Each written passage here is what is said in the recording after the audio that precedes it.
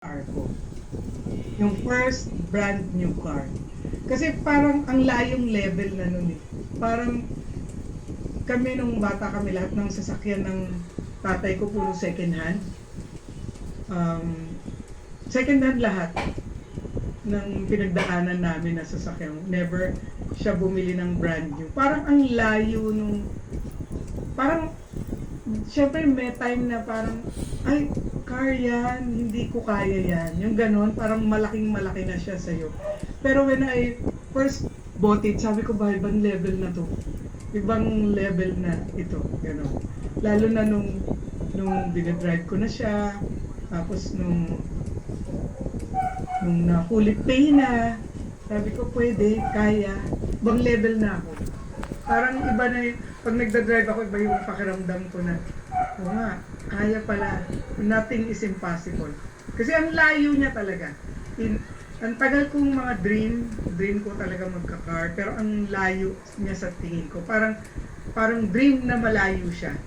Pero nung biglang okay na, pwede na, nakabili na, parang, ganito lang pala to. When you dream of something big, akala mo malayo pa, pero you just have to do what you should do.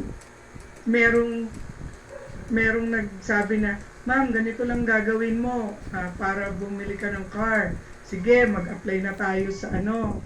Una, pumili kami, no? Tapos binigyan ako ng quotation. Tapos, so anong next? Mag-apply ka na sa bank. Tignan mo kung ma-approve ka. Ito ang down payment, o kaya ko yung down payment. Ito ang monthly, okay? Sige, kakayanin niya monthly. Punta na tayo sa bank. Tapos na-approve ako.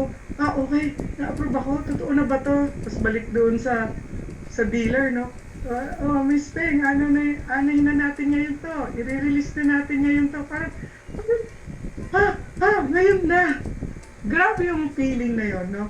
So, many of our dreams, ganun eh. Parang ang layo pa. Pero there's this one day na sasabihin mo, pupunta ka doon, sige, tingnan natin kung pwede. Tapos, biglang bubuksan na lang ni Lord sa yung pinto. Then you will take it one step at a time. One step at a time. Tapos, lalabas na. Lead me Lord talaga. Lead me Lord. Saan ka niya ililid? Parang tong social media, my gosh, hindi ko nga iniisip to eh, no? To have 600 followers right now.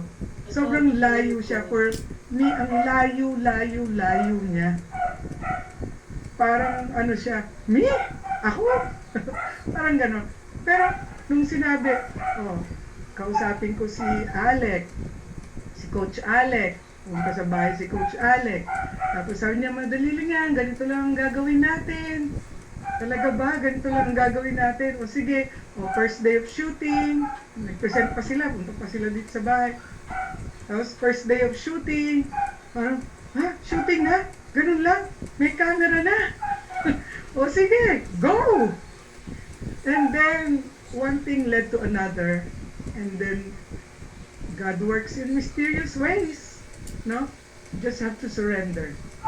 Grabe. Grabe, nakaka-inspire Miss Beng na